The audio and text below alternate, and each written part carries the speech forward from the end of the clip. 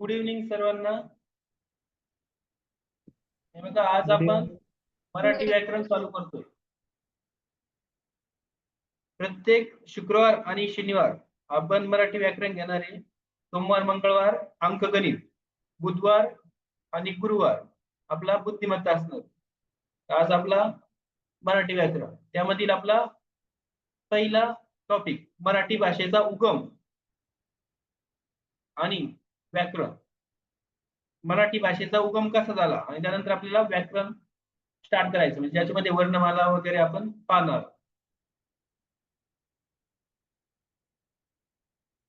बघा, भारतातील प्रमुख 2 प्राचीन लिपी होत्या. त्या कुठल्या कुठल्या होत्या? खरष्टी आणि एक ब्राह्मी. यामध्ये तुम्हाला खरष्टी इतकी महत्वाची नाही, पण ब्राह्मी लिपी तुमच्यासाठी महत्वाची. कारण ब्राह्मी लिपी ही भारतामध्ये जेवढ्या पण लिपी आहे त्यांची ती जननी किंवा माता तिला मानल्या जातं. त्यामुळे ब्राह्मी लिपी लक्षात ठेवा. असा प्रश्न याच्यावर आलेला आहे मागच्या वर्षीच. भारतातील कुठे आलेला बघा, नवी मुंबईमध्ये. कोणत्या लिपीला सर्व लिपींची जननी मानले जाते भारतातील? तर ती ब्राह्मी लिपी आहे. नवी मुंबई 2024 ला याच्यावर प्रश्न आलेला आहे. भारतातील सर्व लिपींची जननी किंवा माता कोणती लिपी मानली जाते? तर ती ब्राह्मी लिपी. खरोष्टी लिपी, गांधारी लिपी ही भारतातलीच लिपी आहे, पण ती प्राचीन लिपी आहे. हिचा प्रामुख्याने उपयोग कुठं होतो? भारताच्या ज्या वायव्य सीमेवरती भाग आहे अफगाणिस्तानच्या साईडचा, कंधार प्रांत, त्यावेळेस ती कुशाण राजघराण्यामध्ये त्यावेळेस हिचा वापर होतो. हिचा उल्लेख प्रामुख्याने बौद्ध उल्लेखामध्ये हिचा उल्लेख आहे सुरुवातीपासून. आणि ह्या लिपीचा आर्यांच्या लिपीशी कुठलाही प्रकारचा संबंध नाहीये.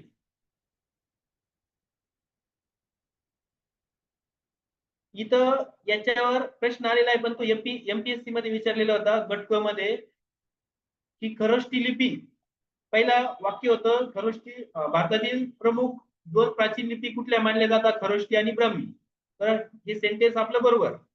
पण त्यामध्ये दुसरा सेंटेन्स काय होतं? खरोष्टी लिपी ही लिपी आर्यांची लिपी मानली जाते. तर ह्या लिपीचा इथं लक्षात ठेवा, ह्या लिपीचा आर्यांच्या लिपीशी कुठलाही प्रकारचा संबंध नाही. पण जी ब्राह्मी लिपी आहे ही लिपी आर्यांची लिपी होती. बऱ्याच कालावधीनंतर या लिपीचं पुढे देवनागरी लिपीमध्ये रूपांतर झालं. ब्रह्मदेवांनी तयार केलेली लिपी भारतातील बहुतेक लिपींच्या उगमाचे कारण ठरणारी. ही लिपी कोणी निर्माण केलेली आहे? ब्रह्मदेवांनी.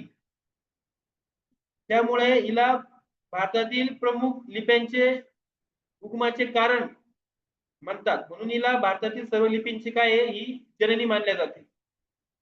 जननी किंवा माता. भारतातील सर्व लिपींची जननी माता कोण? असा प्रश्न डायरेक्टली मागच्या वर्षी विचारलेला आहे.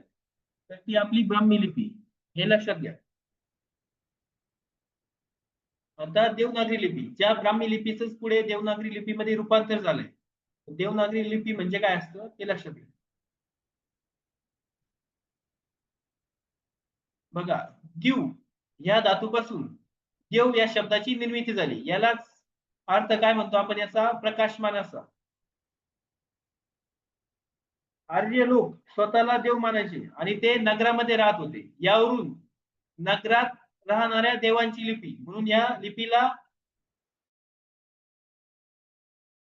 देवनागरी लिपी म्हणतात. देवनागरी लिपीला मागील वर्षीच प्रश्न आलेला आहे.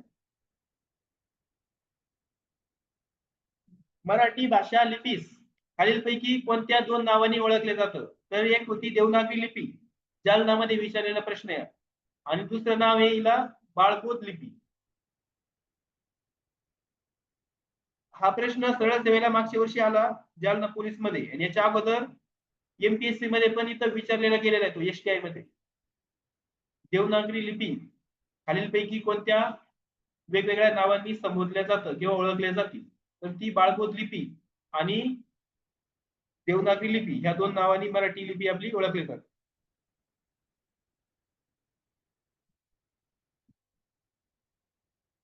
आता हिला बाळबोध लिपी का म्हणतात, कारण की ती लहान मुलं पण असतील त्यांना ती समजण्या इतकी सोपी असते, म्हणून हिला बाळबोध लिपी असं नाव दिलेले.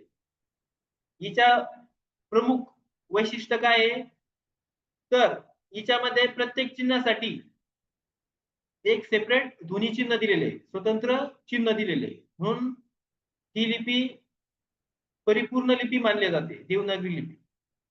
असं नाहीये की आपण क म्हटलो आणि आपण ख लिहिणार, तर क साठी वेगळं ध्वनिचिन्ह, ख साठी वेगळं ध्वनिचिन्ह, असे वेगवेगळे ध्वनिचिन्ह प्रत्येक ध्वनीसाठी वापरलेले, म्हणून ही लिपी परिपूर्ण लिपी मानली जाते.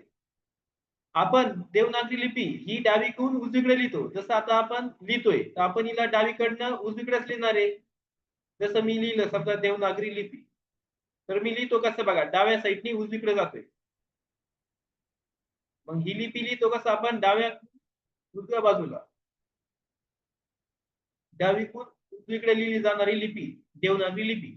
आणि ह्या जे मी लिहितोय, लिखाण करतोय, ही डावीकडून उजवीकडे तर लिहितोय, पण या शब्दांवर मी जे टोपी देतोय बघा, जसं मी देवनागरी हा शब्द लिहिला आणि हिच्यावर मी जी टोपी दिली आडवी, तर हिला काय म्हणायचं, शिरोरेषा किंवा शिरोरेखा. हे दोन नाव लक्षात ठेवा. आपण मराठी मध्ये लिखाण करताना त्या शब्दांवर जी आडवी रेषा मारतो तिला शिरोरेषा किंवा शिरोरेखा असं म्हणायचं.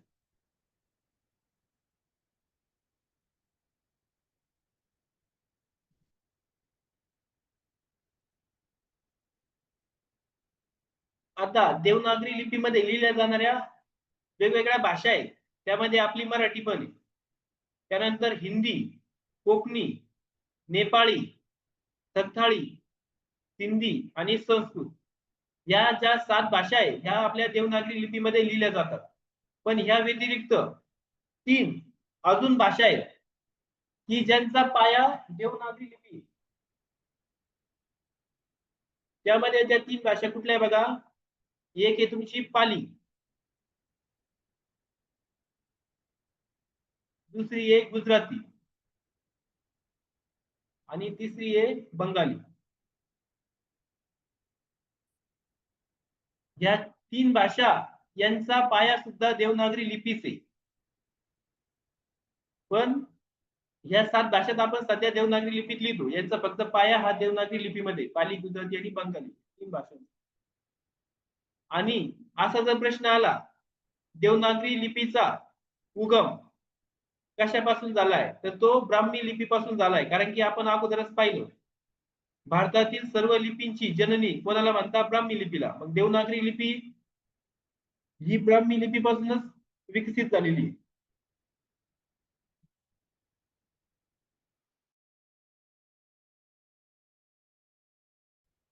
मोडी लिपी, मराठी देवनागरी लिपी ही, म्हणून या लिपीला मोडी लिपी म्हणायची. आणि मोडी लिपीलाच दुसरं नाव आहे घाव लिपी असं. पहिले जी मराठी देवनागरी लिपी होती ती थोडा काळ ही आपण मुरड घालून लिहायचो, त्यामुळे तिला मोडी लिपी म्हणायची. आणि तिला दुसरं नाव आहे घाव लिपी असं.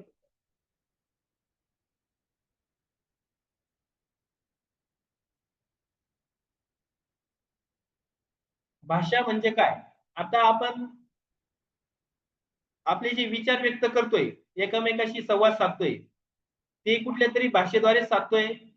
मग आपलं जे विचार व्यक्त करण्याचे साधन असतं त्याला काय म्हणणार आपण, भाषा म्हणणार. विचार व्यक्त करण्याचे साधन म्हणजे भाषा. किंवा दोन व्यक्ती संभाषण करताय, दोन व्यक्ती आहे ते एकमेकांशी संवाद साधताय, ते कुठल्या तरी एक माध्यमाची गरज असते त्यांना एकमेकांशी संवाद करण्यासाठी. तर मग बोलणारा आणि जो ऐकतोय यांना जोडणारा जो पूल आहे त्याला म्हणायचं भाषा. बोलणारा आणि ऐकणारा यांना जोडणारा पूल म्हणजे भाषा. जे दोन व्यक्तीमध्ये जो संवाद होतोय तो भाषेच्या माध्यमातूनच होतोय. भाषा ही ठराविक कालावधीनंतर आणि प्रदेशानुसार बदलत जाते. म्हणून भाषेला काय आपण नदीच्या प्रवाहाची उपमा देतो. आता नदीच्या प्रवाहाची उपमा का बर, तर नदी आपली जी वाहते, जिचा प्रवाह असतो तो काय सारखा असतो का एका गतीने, तो थोडासा बदल असतो, डावीकडे वळणार उजवीकडे वळणार. तसं भाषा ही ठराविक कालावधीनंतर आणि प्रदेशानुसार ती बदलत जाते. जसं आता महाराष्ट्र आहे आपला, महाराष्ट्रामध्ये आपण मराठी बोलतो, पण आपण जर गुजरातमध्ये गेलो, प्रदेश बदलला, तिथं गुजराती भाषा बोलली जाते. त्यामुळे भाषेला आपण काय नदीच्या प्रवाहाची उपमा देतो, जी की प्रदेशानुसार किंवा एका कालावधीनंतर ती बदलत चालते.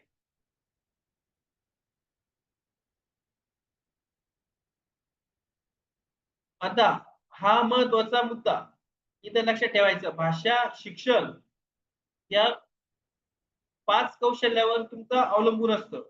तर ते 5 कौशल्य कुठले? बोलणे, ऐकणे, वाचणे, लिहिणे आणि आकलन. एखाद्याला भाषा शिकायची असेल, तर ह्या 5 गोष्टी त्याने आत्मसात केल्याच पाहिजे. बोलणे, ऐकणे, वाचणे, लिहिणे आणि आकलन म्हणजे समजून घेतलं पाहिजे. भाषेमध्ये भाषण व लेखन या 2 गोष्टींचा समावेश होत असतो. भाषेमध्ये भाषण आणि लेखन या दोन्ही गोष्टींचा समावेश होतो.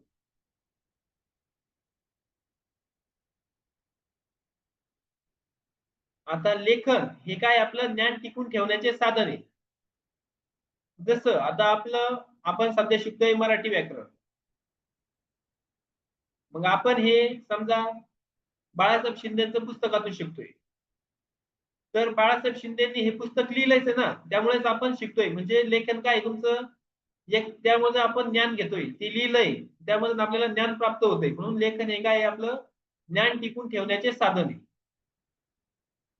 आणि भाषा केवळ एक संवादाचे साधन नाहीये, तर साहित्याच्या क्षेत्रात ती आत्माविष्काराचे एक माध्यम मानली जाते. हे वाक्य महत्वाचं आहे. हे पूर्ण लक्षात ठेवा. याच्यावर पण प्रश्न विचारता. भाषा केवळ संवादाचे साधन नसून साहित्याच्या क्षेत्रात ती आत्माविष्काराचे एक माध्यम मानले जाते. याच्यावर डायरेक्टली प्रश्न आलेला आहे.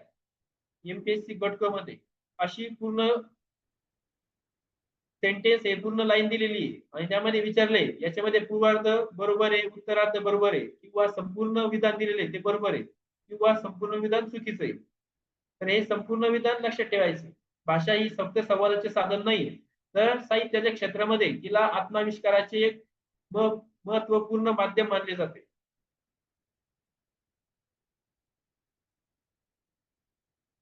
आता भाषेचे स्वरूप बघा. भाषेचे विविध स्वरूप असतात. मातृभाषा, बोलीभाषा, प्रमाण भाषा. आता मातृभाषा म्हणजे काय? आपल्या घरामध्ये आपण जी भाषा बोलतो तिला म्हणतो आपण मातृभाषा. घरामध्ये बोलल्या जाणाऱ्या भाषेला म्हणणार मातृभाषा. बोलीभाषा.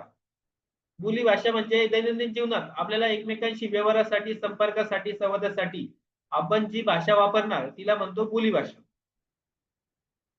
प्रमाण भाषा म्हणजे ज्या भाषेचा उपयोग हा राजकीय, प्रादेशिक, साहित्यिक आणि शास्त्रीय दृष्टीने केला जातो, ती भाषा असणार तुमची प्रमाण भाषा. मराठीच्या इतर बोली. आता आपली मराठी जी भाषा आहे, ही जसे आपले आता महाराष्ट्राचे टोटल आपण 5 प्रादेशिक विभाग पाडलेले. तर या प्रदेशानुसार, प्रादेशिक विभागानुसार मराठी भाषेमध्येच थोड्याशा तिच्या वेगवेगळ्या बोली वापरल्या जातात. जशी आहे वऱ्हाडी, नागपुरी, हळबी, अहिराणी, डांगी, कोकणी. जसं आता कोकणामध्ये कोकणी भाषा वापरली जाते. आपला जो खानदेश असतो तिथं अहिराणी भाषा बोलली जाते. विदर्भामध्ये वऱ्हाडी बोलली जाते. तर अशा प्रदेशानुसार म्हणजे भाषा मराठीच आहे. फक्त त्याच्यामध्ये थोडासा बदल केलेला आहे. म्हणजे त्याच्या इतर बोली आपण वापरतो. त्या लक्षात ठेवा ह्या. वऱ्हाडी, नागपुरी, हळदी, अहिराणी, डांगी, कोकणी अशा इत्यादी. अजून पण असेल याच्यापेक्षा. भाषेचे महत्वपूर्ण 2 प्रकार आहेत. एक असतो स्वाभाविक आणि नैसर्गिक भाषा, जिला की पुरावा नसतो. म्हणजे जी जन्मताच सजीवाला आत्मसात केलेली भाषा असते. जन्मताच सजीव जी भाषा बोलायला लागतो, त्या भाषेला आपण म्हणतात स्वाभाविक किंवा नैसर्गिक भाषा. जसे पक्ष्यांचे आवाज, हावभाव. हावभाव म्हणजे जसं आता बघा, आता आईने किंवा वडिलांनी मुलाला समजा मारलं एखाद्या वेळेस, तर तो थोडस असं घाबरल्यासारखं करतो बघा. म्हणजे त्याच्या चेहऱ्याच्या हावभावावरून आपल्याला कळतं ना. मग ही काय तुमची एक स्वाभाविक नैसर्गिक भाषा मानली जाते, जिला की पुरावा नाहीये. किंवा पशु पक्ष्यांचे आवाज, जसं कावळा हा पक्षी, तो काव काव करतो. आता याला तू कोणी ती शिकवलेली का? नाही. ही त्याने जन्मताच आत्मसात केलेली भाषा असते.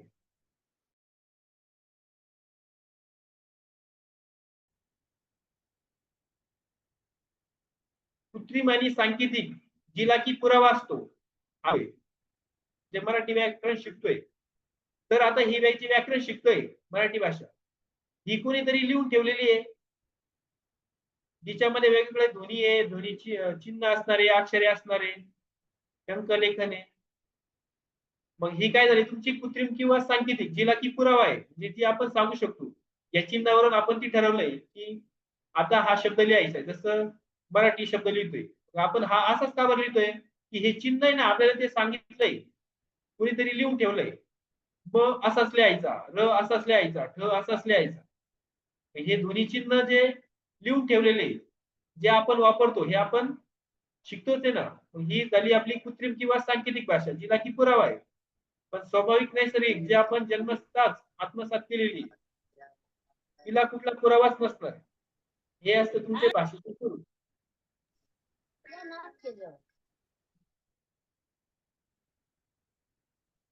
आता बघा मराठी भाषेचा उगम हा प्रश्न विचारलेला आहे पोलीस भरतीमध्ये पण खूप वेळा. मराठी भाषेचा उगम कोणत्या भाषांपासून झालेला आहे किंवा मराठी भाषा कोणत्या भाषांपासून विकसित झालेली आहे? तर संस्कृत आणि प्राकृत या दोन भाषांपासून मराठी भाषा विकसित झालेली आहे. भाषा हा शब्द संस्कृत मधील भाष या धातूपासून आलेला आहे. याचा अर्थ होतो बोलणे किंवा बोलण्याचा व्यवहार करणे.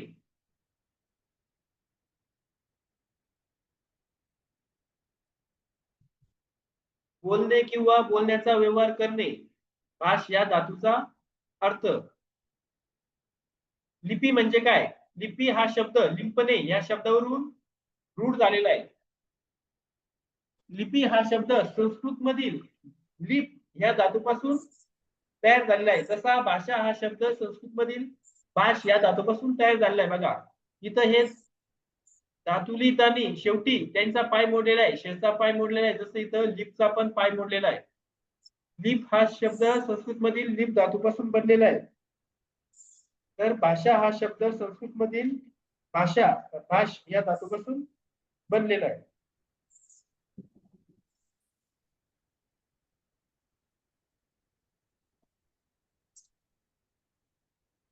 लिपी म्हणजे काय असतं, आपण ज्या खुनानी लेखन करतो त्याला आपण काय म्हणतोय लिपी. जसं आपण आता लिहितोय, जसं मी आपण हे व्यंजन लिहिले, वर्ण लिहिले, समजा क ख ग घ, तर हे काय तुमचे काहीतरी खुणा दिलेल्या आहेत ना, काहीतरी चिन्ह दिलेले आहेत.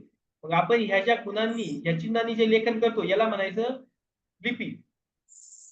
मराठी भाषेला वेगवेगळ्या काळामध्ये वेगवेगळी नावं होती. जशी प्राकृत, महारठी, देशी, मराठी, अजून एक नाव होतं मराठी. अशा वेगवेगळ्या काळामधील मराठीला वेगवेगळे नाव होते. लिपीच्या शोधाने आपल्याला लेखन शक्य झालेले. लिपीच्या शोधाने लेखन शक्य झाले. आपण जे लिहितोय ते लिपीमुळेच लिहितोय ना. लिपीच्या शोधाने लेखन शक्य झाले. याच्यावर पण प्रश्न आलेले. हे मी जेवढे इथं पॉइंट दिलेले हे सर्व पॉइंट महत्वाचे तुमच्यासाठी. याच्यावर प्रत्येक याच्यावर प्रश्न आलेले.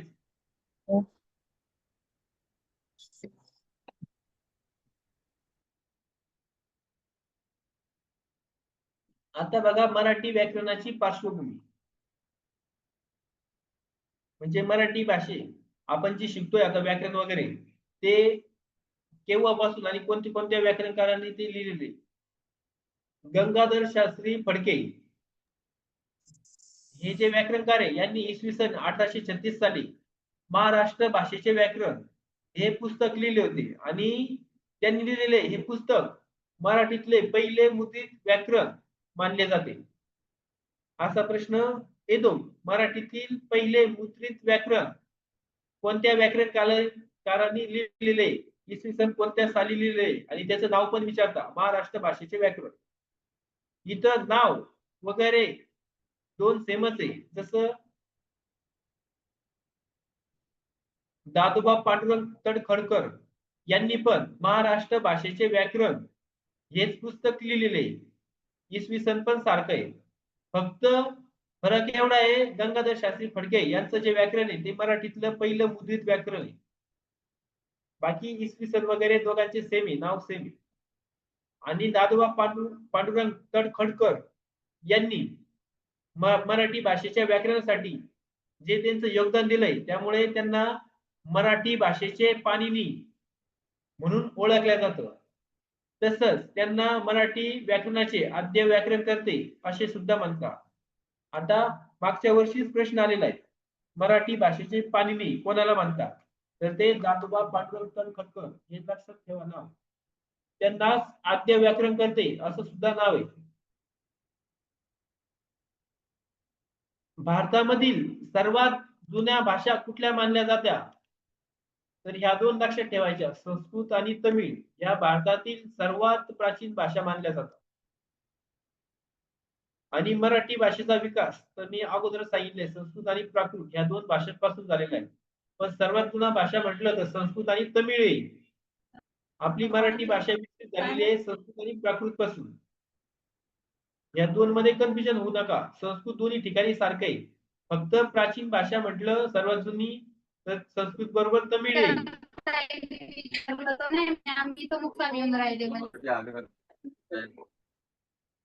आवाज म्यूट करा, आवाज येतोय. हे दोन पॉइंट मध्ये कन्फ्युज होऊ नका. विकसित झालेली आहे संस्कृत आणि प्राकृत पासून मराठी भाषा. आणि भारतातल्या जर जुन्या भाषा विचारला तर ती संस्कृत आणि तमिळ आहे.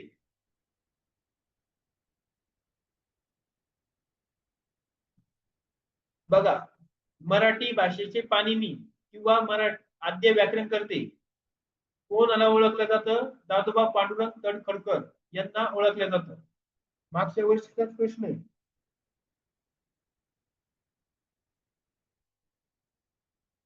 केवळ विचारलंय, जळगाव पोलीस मध्ये आलेला आहे 2024 चा.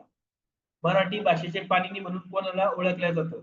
तर ते दादोबा पांडुरंग तडखडकर यांना ओळखलं जातं. मराठी भाषेचे शिवाजी म्हणून कोणाला ओळखलं जातं? तर नाव ध्यानात ठेवा, विष्णू शास्त्री चिपळूणकर. आणि मराठी भाषेचे जॉन्सन जर म्हटलं तर ते कृष्ण शास्त्री चिपळूणकर. इथं चिपळूणकर दोघांचं नाव सारखं आहे, पण मराठी भाषेचे शिवाजी म्हटलं तर विष्णू शास्त्री चिपळूणकर आणि जॉन्सन म्हटलं मराठी भाषेचे तर ते कृष्ण शास्त्री चिपळूणकर. मराठीतले पहिले मुद्रित व्याकरण गंगाधर शास्त्री फडके यांचं आहे, 1836 सालचं महाराष्ट्र भाषेचे व्याकरण. हे लक्षात ठेवून द्या. आता आपल्या मराठी भाषेला अभिजात भाषेचा दर्जा मिळालाय बघा, 3 ऑक्टोबर 2024 या दिवशी. 3 ऑक्टोबर 2024 ला आपली जी मराठी भाषा आहे तिला अभिजात भाषेचा दर्जा मिळालाय.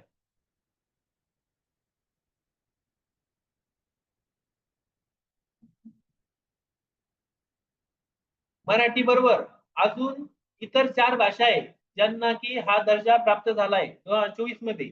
पण याच्या अगोदर मराठी म्हणजे आपल्याला जेव्हा 24 मध्ये अभिजात भाषेचा दर्जा मिळाला, याच्या अगोदर पण 6 भाषा होत्या भारतामध्ये ज्यांना अभिजात भाषेचा दर्जा मिळाला होता. आता अभिजात भाषेचा दर्जा मिळण्यासाठी ती भाषा म्हणजे तिचं वैशिष्ट्य काय पाहिजे? तर ती भाषा कमीत कमी 1500 ते 2000 वर्षांपूर्वी पासून तर आजपर्यंत वापरामध्ये पाहिजे.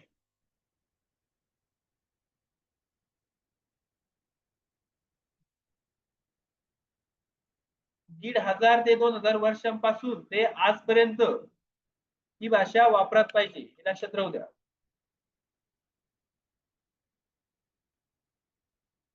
आणि तिच्यावर इतर कुठल्याही भाषेचा प्रभाव नसला पाहिजे, म्हणजे ती स्वतंत्र असली पाहिजे. असे हे मेन 2 वैशिष्ट्य पाहिजे, तेव्हा त्या भाषेला अभिजात भाषेचा दर्जा मिळत असतो. आता याच्या अगोदर 6 ज्या भाषा होत्या आपल्या भारतामध्ये ज्यांना की अभिजात भाषेचा दर्जा मिळाला होता, त्या कुठल्या होत्या? संस्कृत, तमिळ, मल्याळम कानडी, तेलुगू, उडिया, मल्याळम आणि उडिया या अशा टोटल 6 भाषा होत्या ज्यांना की अगोदर अभिजात भाषेचा दर्जा मिळालेला आहे. आता याच्यावर पण प्रश्न आलेले आहे तुम्हाला पोलीस भरतीला. सर्व अगोदर याचा अभिजात भाषेचा दर्जा मिळालेली भाषा कुठली होती? तर ती तमिळ होती 2004 साली. हिला सर्वात अगोदर अभिजात भाषेचा दर्जा प्राप्त झालेला आहे, तमिळ भाषेला. त्यानंतर संस्कृत भाषेला प्राप्त झाला 2005 साली. त्यानंतर कानडी आणि तेलुगू या दोन भाषांना प्राप्त झाला 2008 साली. नंतर 2013 साली मल्याळम या भाषेला अभिजात भाषेचा दर्जा प्राप्त झाला. आणि नंतर उडिया 2014. बघा या 6 भाषा होता. आता टोटल 2024 ला अभिजात भाषामध्ये जे नवीन भाषांना प्राप्त झाला दर्जा. किती वर्षांनी झाला तो? 2014 पासून 2024 पर्यंत, म्हणजे तब्बल 10 वर्षांच्या फरकानंतर. 10 वर्षांनंतर ज्या वेगळ्या अजून 5 भाषा त्यांना अभिजात भाषेचा दर्जा मिळाला, असे टोटल त्याला 10 वर्ष लागले. तर त्यामध्ये आपली मराठी. मग आता 3 ऑक्टोबर हा दिवस आपल्या राज्य शासनाने मराठी अभिजात भाषा गौरव दिन म्हणून साजरा करण्याचा निर्णय घेतलेला आहे. हे लक्षात ठेवा, हे लेटेस्ट मधलं आहे, करंट अफेअर मध्ये येऊ शकतं किंवा आता मराठीमध्ये तुम्हाला डायरेक्टली विचारू शकता. 3 ऑक्टोबर हा दिवस राज्य सरकारने कोणता दिवस म्हणून साजरा करण्याचा निर्णय घेतलाय? तर तो मराठी अभिजात भाषा गौरव दिन म्हणून साजरा करण्याचा निर्णय घेतलाय. मराठी अभिजात भाषा गौरव दिन.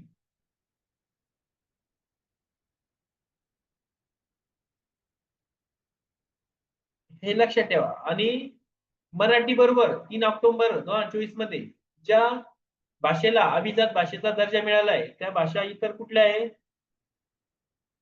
त्यामध्ये पाली, बंगाली, आसामी आणि प्राकृत या भाषेचा समावेश. मराठी बरोबर पाली, बंगाली, आसामी आणि प्राकृत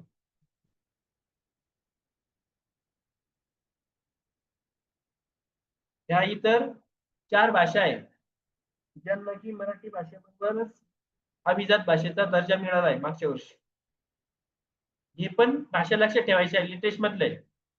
सर्वात अगोदर कोणाला मिळाला ही पॉईंट लक्षात राहू द्या. तमिळला मिळालेला आहे 2004 साली. आता त्यानंतर तब्बल 10 वर्षांनी 14 नंतर एकूण 5 भाषांना हा दर्जा प्राप्त झाला, मराठी सहित पाली, बंगाली, आसामी, प्राकृत. बघा आपली भाषा विकसित झालेली आहे संस्कृत आणि प्राकृत पासून, पण अगोदर फक्त संस्कृतला दर्जा मिळालेला आहे 2005 साली आणि प्राकृतला आपल्या मराठी बरोबर मिळालेला. या अभिजात भाषा दर्जा मिळण्यासाठी आपल्या राज्य शासनानं एक समिती नेमली होती रंगनाथ पठारे यांच्या अध्यक्षतेखाली.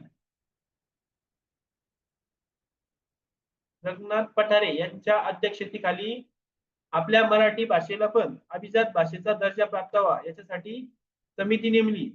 तेव्हा 10 जानेवारी 2012 मध्ये, 10 जानेवारी 2012 मध्ये हिनं या समितीने, म्हणजे टोटल बघा, एक तर रंगनाथ पठारे हे या समितीचे काय होते? अध्यक्ष होते. आणि त्यांच्या सहित इतर 9 सदस्य होते. आता त्या सदस्यांचे नाव काही तुम्हाला विचारणार नाही, टीएमपीएससी ला वगैरे विचार. तुम्हाला इथं ध्यानात ठेवायचं, जी रंगनाथ पठारेंच्या अध्यक्षतेखाली समिती नेमली होती मराठी भाषेला अभिजात भाषेचा दर्जा मिळावा याच्यासाठी. तर तिचे अध्यक्ष रंगनाथ पठारे होते आणि त्यांच्यासोबत इतर 9 सदस्य त्या समितीमध्ये होते.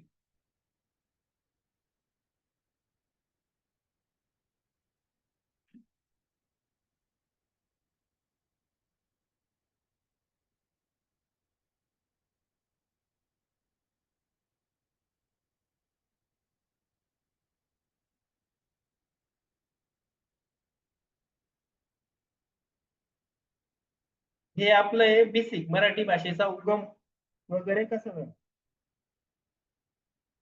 आता आपल्याला पाहिजे वर्णमाला. हे बघा, जालना पोलीस भरतीमध्ये या समितीवर प्रश्न आलेला मराठी भाषेचा अभिजात दर्जा शोधण्यासाठी शासनाने कोणाच्या अध्यक्षतेखाली समिती नेमली होती? तर ती रंगनाथ पठार यांच्या अध्यक्षतेखाली जालन्यामध्ये हा प्रश्न आलेला आहे.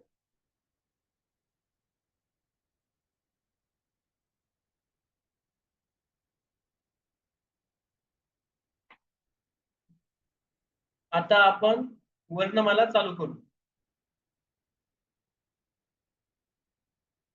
आता कोणाला माहिती का, मराठी वर्णमालेमध्ये सध्या आधुनिक वर्णमालेमध्ये एकूण वर्ण किती आणि मूळ वर्णमाला जेव्हा आपण स्वीकारली संस्कृत मधून तेव्हा तिच्यामध्ये एकूण वर्ण किती होते? आधुनिक वर्णमालेतील वर्ण किंवा पारंपरिक असा पण शब्द येतो. पारंपरिक वर्णमाला मध्ये एकूण किती वर्णांचा समावेश होतो असं पण येतं, आधुनिक किंवा पारंपरिक. त्याची टोटल सध्या 52 वर्ण आहे. पण जर असं विचारलं मूळ वर्णमाला हिच्यामध्ये एकूण किती वर्णांचा समावेश होता, तर 48 वर्णांचा समावेश होता. त्याच्यामध्ये 47 आपण वर्ण संस्कृत मधून घेतले होते आणि त्यानंतर एक स्वतंत्र वर्ण ळ हा द्रविडियन गटातून स्वीकारलेला होता. अशी ती टोटल आपली मूळ वर्णमाला होती 48 वर्णांची. आता आधुनिक किंवा पारंपरिक वर्णमाला विचारला असा शब्द आले तर सांगायचं 52 वर्णांची.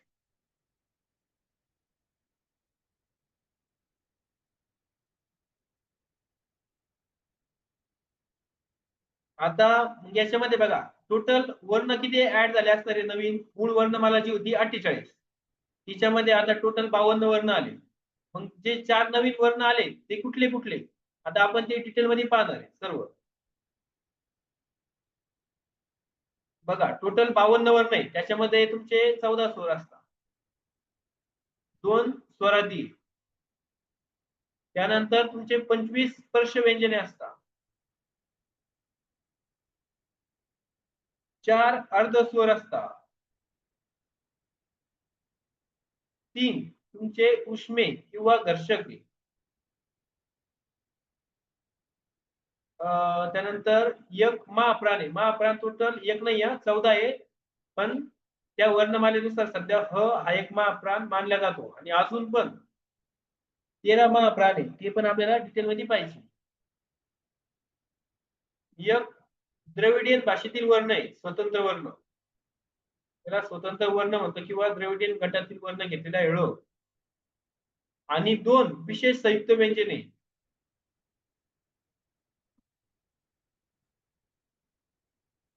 असे टोटल तुमचे 52 वर्ण आहे. याच्यामध्ये मग आता ते 4 जे आहेत ते कुठले 2 नवीन आहे, हे 2 विशेष संयुक्त व्यंजन यांना का बरं म्हणतो, हे सगळे डिटेल मध्ये आपण पाहू. बघा टोटल तुमचे 14 स्वर आहेत, ते कुठले कुठले, अ आ हा ह्रस्व ई दीर्घ ई, ह्रस्व उ दीर्घ उ, हा रू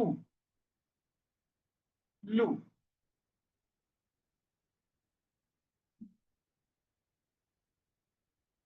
ए, त्याच्यानंतर ऍ हा नवीन स्वर आलेला आहे, ऐ, ओ, त्यानंतर परत अजून एक नवीन आलेला स्वर आहे अ, आणि नंतर औ.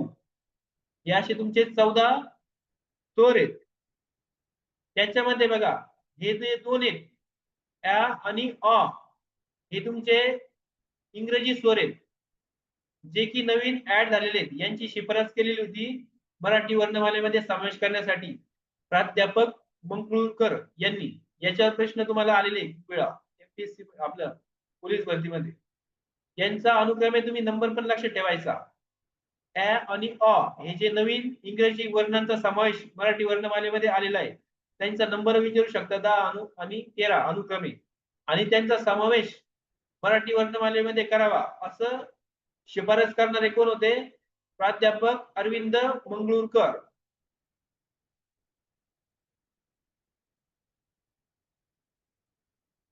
हे लक्षात राहू द्या.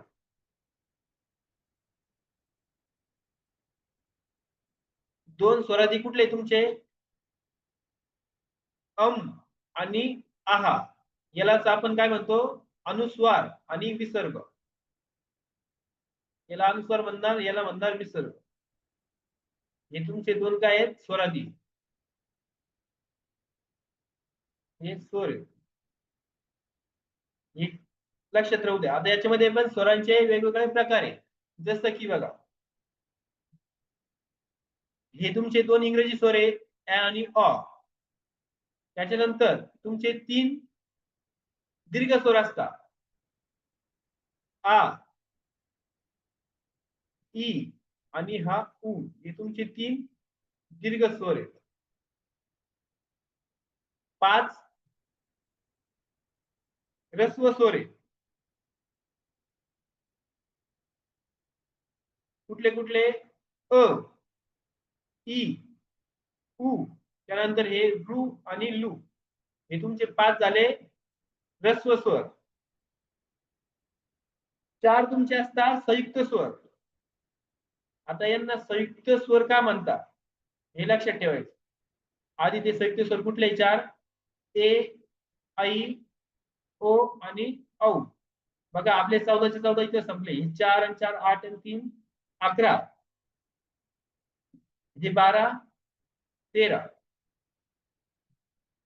अजून याच्यात कुठं राहिलं का? आणि सॉरी 5 आहे ना. 5 आणि 3 8 आणि 4 12 आणि हे 2 14. असे टोटल आपले 14 स्वर आहे. त्यांचे 4 प्रकारामध्ये विभाजन केलेले आहे. 5 ह्रस्व स्वर, 3 दीर्घ स्वर, 4 संयुक्त स्वर आणि 2 इंग्रजी स्वर, जे की आता नवीन ऍड झालेले आहे. आता यांना संयुक्त स्वर का म्हणतो आपण? कारण की हे जे 4 स्वर आहे हे इतर 2 स्वरांचे मिळून बनलेले. जसं ए हा स्वर बनला आहे अ प्लस ह्रस्व ई किंवा दीर्घ ई. आई हा स्वर बनला आहे आ प्लस ह्रस्व ई किंवा दीर्घ ई. ओ हा स्वर बनलाय तुमचा अ प्लस ह्रस्व उ किंवा दीर्घ उ. आणि औ हा स्वर बनलाय तुमचा आ प्लस ह्रस्व उ किंवा दीर्घ उ. आता याच्यामध्ये खरं तर हे स्वर बनले बघा, अ प्लस ह्रस्व ई मिळून ए बनलेला आहे.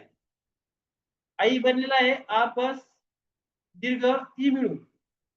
ओ बनलेला आहे अ प्लस ह्रस्व उ मिळून. आणि औ बनलेला आहे आ प्लस दीर्घ उ मिळून.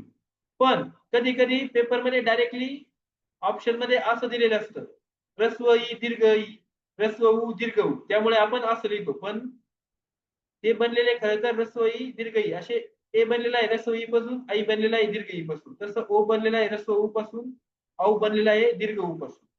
हे लक्षात राहू द्या. याच्यावर पण प्रश्न येतात. हे झाले तुमचे 14 स्वर, त्यांचं विभाजन. जे 2 इंग्रजी स्वर ऍड झाले ते कुणी मराठी वर्णमालेमध्ये समावेश करण्यास लावलेले, त्यांचं नाव पण लक्षात ठेवा. प्राध्यापक अरविंद मंगळूरकर या व्याकरणकारांनी या 2 इंग्रजी स्वरांची शिफारस केली होती मराठी वर्णमालेमध्ये समावेश करण्यासाठी. त्यानुसार आपण समावेश केलेला आहे.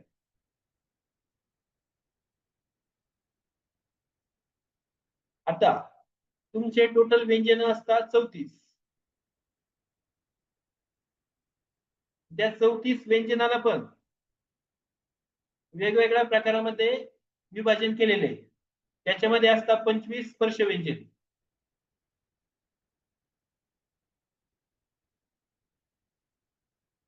4 तुमचे असतात अर्धस्वर,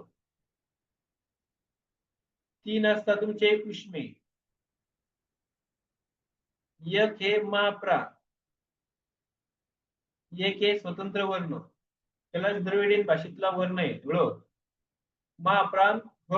याच्या व्यतिरिक्त अजून 13 महाप्राण आहे. पण जे व्यंजन आहे 34 ते लक्षात ठेवा. स्वतंत्र वर्ण आहे तुमचा ळ. 3 उष्मे असतात श, श आणि स. या उष्मेलाच अजून एक नाव आहे उष्मे किंवा घर्षक असं म्हणतात. अर्धस्वर तुमचे 4 आहेत. य, र, ड आणि व यालाच अजून एक नाव असतं अंत्यस्थ. आता हे अंत्यस्थ का असतं? कारण की ते स्पर्श व्यंजन आणि उष्मे या दोघांमध्ये आलेले असतात म्हणून त्याला अंत्यस्थ म्हणतात. आणि य, र, ल यांना अर्ध स्वर पण का म्हणतात? कारण की हे इतर चार स्वर आहेत त्यांची मिळून ते बनलेले. ते पण स्वर लक्षात घ्या कुठल्या स्वरापासून बनले. य बनला आहे ई पासून, र बनलेला आहे रू पासून, ल बनलेला आहे लू पासून आणि व बनलेला आहे उ पासून. असे चार स्वर याच्यामध्ये असतात म्हणून यांना अर्ध स्वर असं नाव आहे य, र, ल, व या व्यंजनांना. टोटल आपले 25 स्पर्श व्यंजने. ते कसे ध्यानात ठेवायचे? क गट, च गट, च गट, ट गट आणि प गट. पचट तप असं ध्यानात ठेवलं तरी चालेल. क, च, ट, क, प आणि मग याच्यानुसार तुम्ही लिहायचं फक्त. क मध्ये ख, ग, घ आणि ग्य. बघा हा ग्य ड आणि त्याला पाय मोडलेला आहे. ही समस्या आहे. हा असा पाय मोडून ग्य आहे. ग्य इथं टिंब दिसतो, ड नाही येतो. क, छ, ज, द आणि हा न्य असतो न्य, पण याला आपण त्र म्हणतो. जसं चंचल शब्दामध्ये चंचल आपण असा लिहितो. हा अनुस्वार नाही, अनुस्वार वापरलेला असतो म्हणून तो असा लिहिलेला जातो. चंचल हा जो त्र वापरलेला आहे त्याला न असा त्याचा उच्चार असतो चंचल न, तर आपण त्याला त्र म्हणतो. ट, ठ बघा हा ड आहे, इथं डॉट नाहीये, इथं हा टिंब दिलेला आहे डॉट. मग हा ग आहे, हा ड आहे. ढ आणि न, त, थ, द, ध,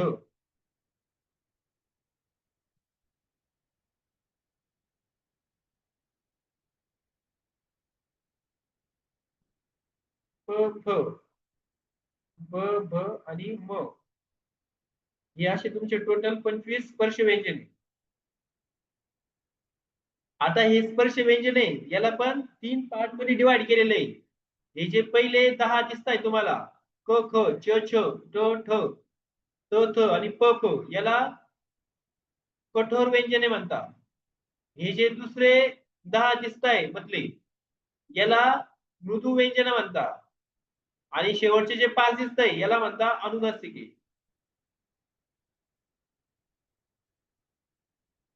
आता अनुनासिकेला अजून 2 नाव आहेत. एक हे परस्वर्ण आणि दुसरं नाव आहे पंचमवर्ण. पंचमवर्ण का बर? तर हे अनुनासिक टोटल 5 आहे.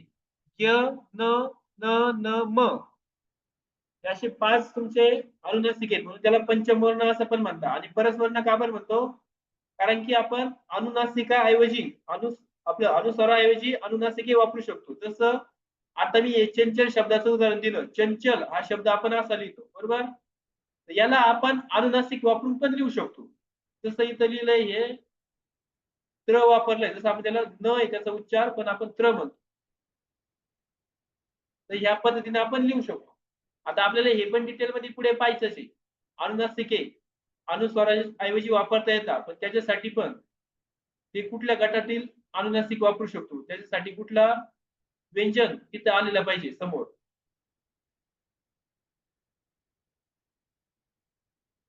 हे महाप्राण एक इथं होय, पण ते टोटल अजून 13 बाकीचे असे टोटल 14 महाप्राण असतात. हे कठोर फक्त इथं 10 दिसताय तुम्हाला, पण ते 10 नसून अजून त्याच्यामध्ये 3चा समावेश होतो. एकी उष्मी किंवा दर्शक म्हणतो शेष यांचा कठोर मध्ये समावेश होत असतो. त्याच्यानंतर तुमचे अल्पप्राण असतात 20 असतात ते टोटल. त्यानंतर मृदू व्यंजन असतात. कठोर 13 सोडले की बाकीचे मृदू. हे सगळे आपण डिटेलमध्ये पाहणार आहे. याच्यावर वर्णमालेवर खूप सारे प्रश्न आहे. आता जे आपले दोन उरले, मी तुम्हाला जे 52 म्हटलो, आता हे 34 व्यंजन झाले बरोबर. 14 स्वर झाले, 2 स्वरादी झाल्या, 34 ही व्यंजन बघितले आपण इथे. हे टोटल किती झाले? 4 4 8 आणि 2 10, 7 1 आला, 3 आणि 2 5, 50 झाले. आता उरले दोन कुठले? तर ते तुमचे क्ष आणि ज्ञ, जे की विशेष संयुक्त व्यंजने आहेत, ज्यांचा अगोदर मराठी वर्णमालेमध्ये समावेश नव्हता. त्यांचा मराठी वर्णमालेमध्ये समावेश करण्याचं सुचवलेलं होतं शिफारस केलेले सबनीस व्याकरणकार. हे जे क्ष आणि ज्ञ यांना आपण म्हणतो विशेष संयुक्त व्यंजन.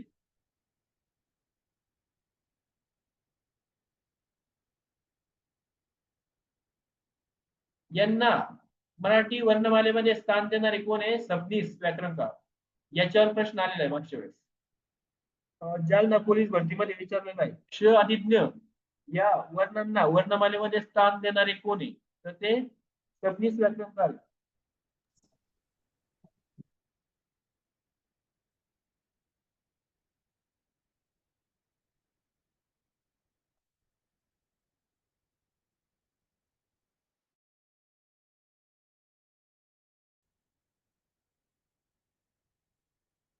आता बघा, ही पूर्ण 2009 साली शासन स्तरावर ही जी आपण स्वीकारली गेली, हिच्यामध्ये टोटल आपले 52 वर्णांचा समावेश आहे. ही लक्षात ठेवा, आधुनिक वर्णमाला किंवा पारंपरिक वर्णमाला याच्यामध्ये किती वर्णांचा समावेश आहे, तर ते 52 सांगायचं आता. आणि जर मूळ वर्णमाला असा शब्द आला तर ते 48 होते. म्हणजे तिथं ॲ आणि अ हे जे नवीन इंग्रजी स्वर ऍड केले आणि क्षज्ञ हे जे विशेष संयुक्त व्यंजने ऍड केलेले आहेत, हे सोडून बाकीचे जेवढे आहेत ते 48, हे असे टोटल मूळ वर्णमालेमध्ये होते.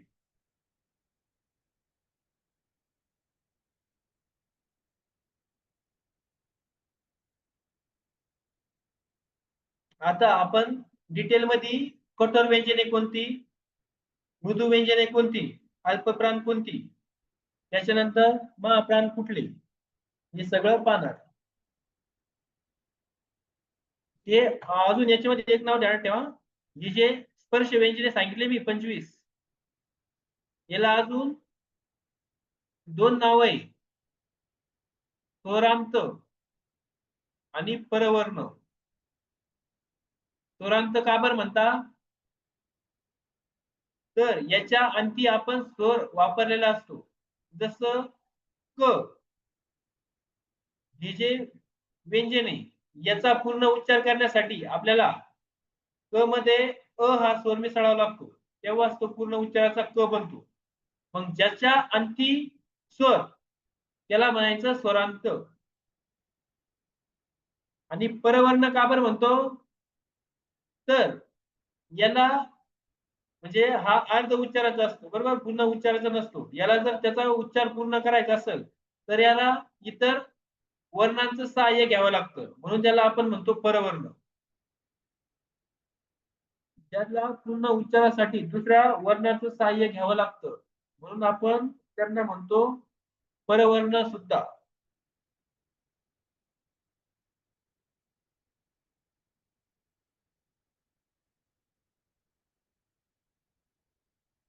हे वर्णमालेचं विभाजन दिले, जे मी तुम्हाला सांगितलं. स्वर किती आहे टोटल? 14. त्याचं विभाजन ऱ्हस्व, दीर्घ, संयुक्त आणि इंग्रजी स्वर 5 3 4 2. हे इंग्रजी 2, संयुक्त 4, दीर्घ 3, ऱ्हस्व 5. दोन तुमच्या स्वरादी आहे, अम आणि आहा. हा अनुस्वार आहे, हा तुमचा विसर्ग आहे.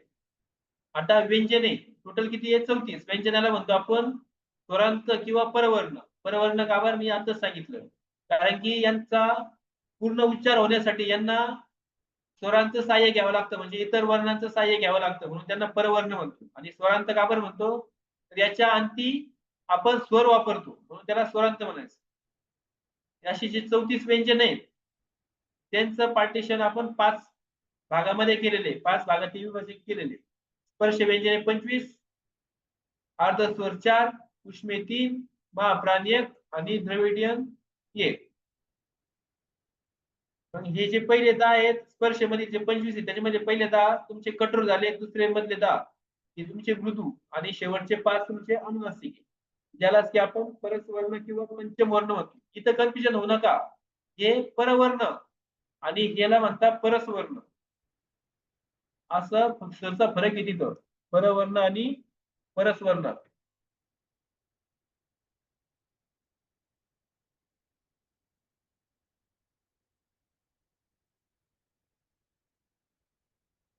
आता टोटल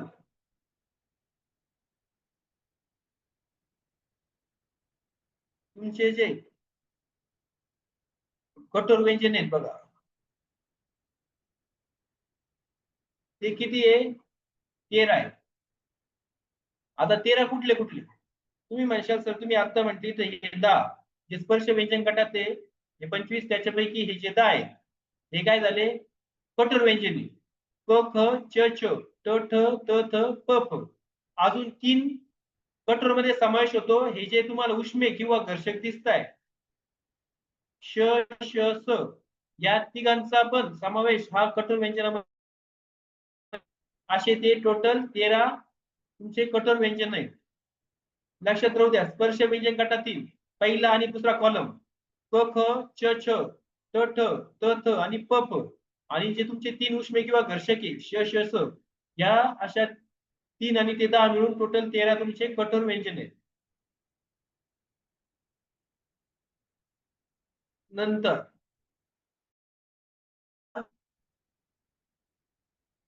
14 आहे. याच्यावर डायरेक्टली प्रश्न आलेला असतो. एकूण कठोर व्यंजन किती? मराठी वर्णवाले महाप्राण व्यंजन किती? तर हे पाठ ठेवायचे आणि त्याच्यावर पण प्रश्न विचारता खालीलपैकी कठोर व्यंजन ओळखा, महाप्राण व्यंजन ओळखा. ते पाठच पाहिजे आपल्याला.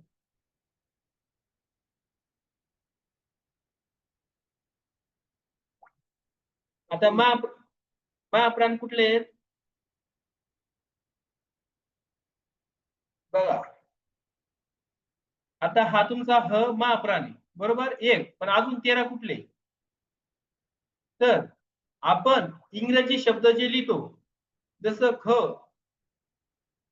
याला इंग्रजीमध्ये लिहिताना आपण शेवटी यश लिहितो बघा.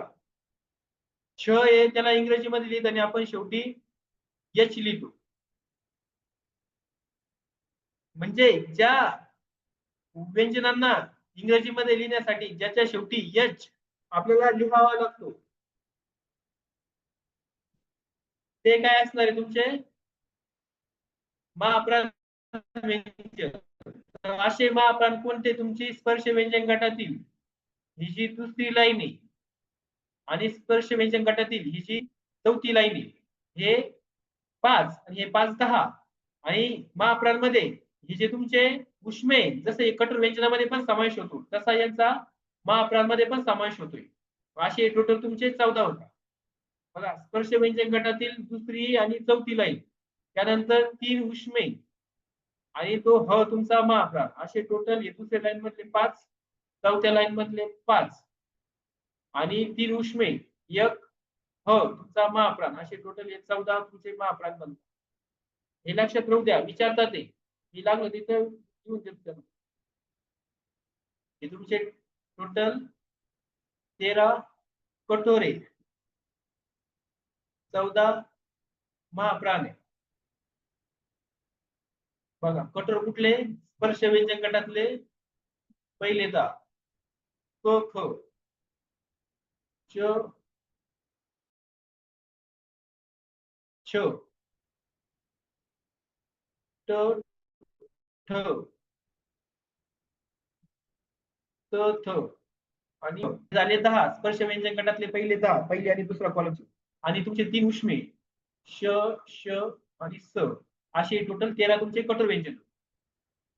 आता महाप्राण कुठले एक तुमचा ह तर आहेच पण त्यातले त्यात तुमचे स्पर्श व्यंजन गटातील दुसरी लाईन ख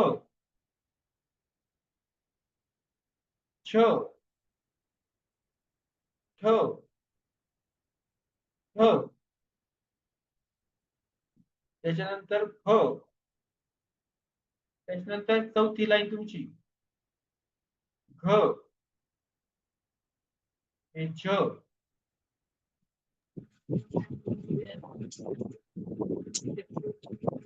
ढ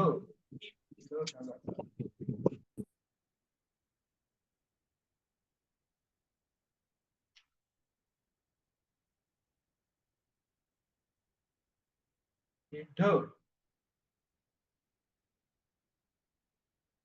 ध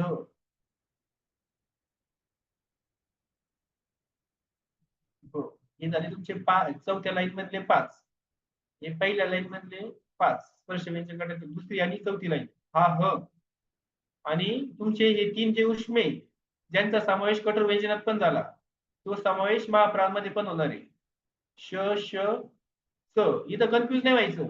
कठोर विचारले तर यांचा समावेश कठोर मध्ये पण होणार. महाप्राण म्हटलं तर यांचा समावेश महाप्राण मध्ये पण होणार आहे उष्मे आणि घर्षकचा. तसंच उष्मे किंवा घर्षक कुठले तर यांना सांगायचं. इथं कन्फ्युजन नाही व्हायचं. टोटल तुमचे बघा अल्पप्राण किती आहे 20.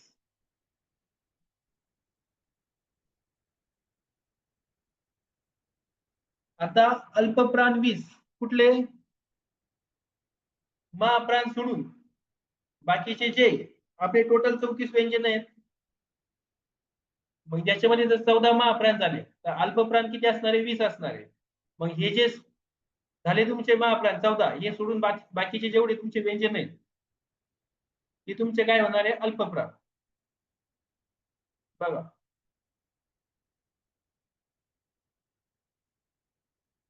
तुम्ही आता डायरेक्टली हे पण लिहू शकता.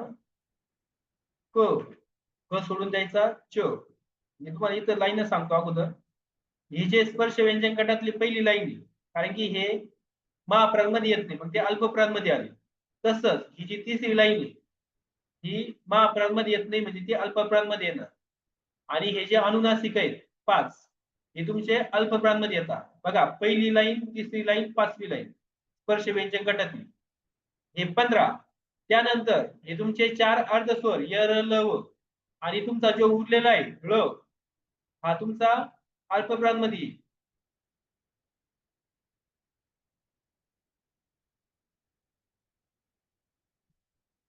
क च त त प हे पहिल्या लाईन मधली. त्यानंतर ग ज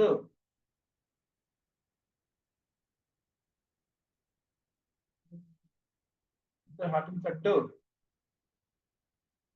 द आणि ब हे 10. अनुनासिक हे तुमचे 5 य न न न म आणि तुमचा जे 4 अर्धस्वर आहे य र ल व आणि एक द्रविडीन भाषेतला ळ स्वतंत्र वर्ण असे टोटल तुमचे 20 अल्पप्राण आहेत.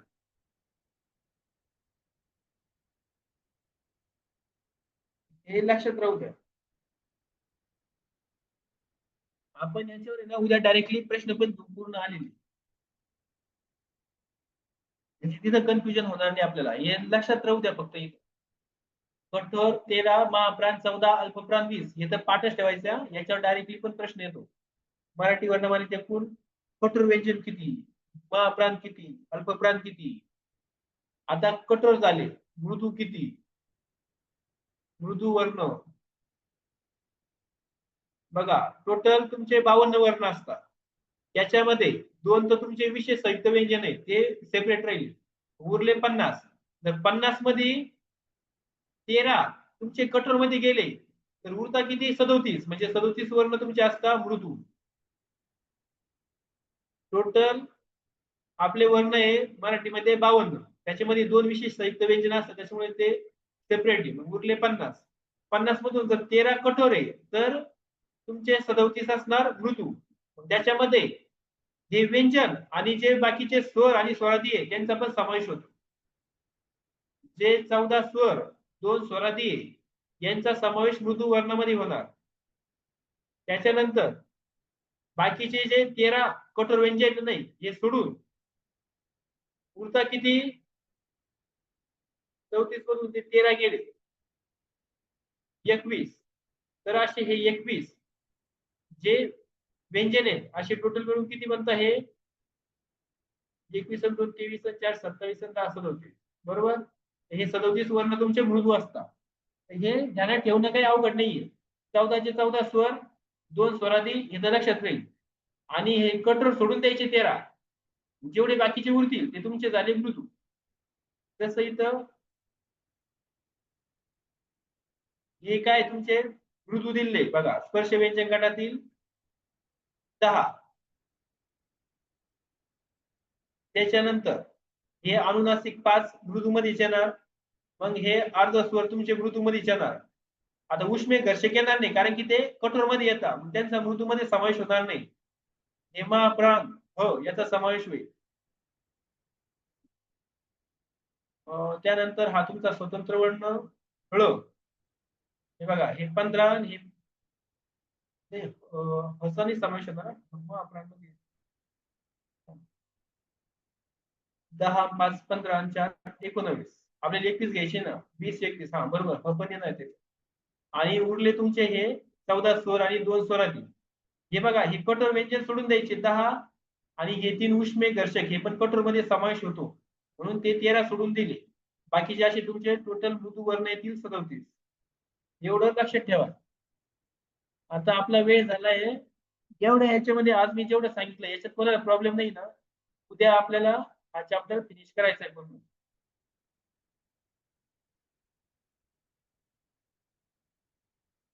मी आज जेवढं सांगितलं याच्यात कोणाला काही इश्यू नसणार आहे.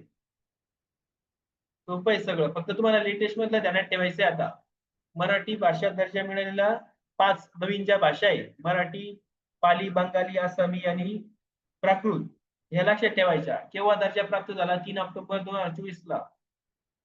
याच्यासाठी आपण जी समिती नेमली होती राज्य शासनाने की मराठीला पण अभिजात भाषा दर्जा मिळाला पाहिजे, त्याचे अध्यक्ष त्याचे एकूण सदस्य कोण होते आणि आता दर्जा 3 तारखेला मिळाला, तर तो दिवस आपण कोणता दिवस म्हणून साजरा करणार आहे.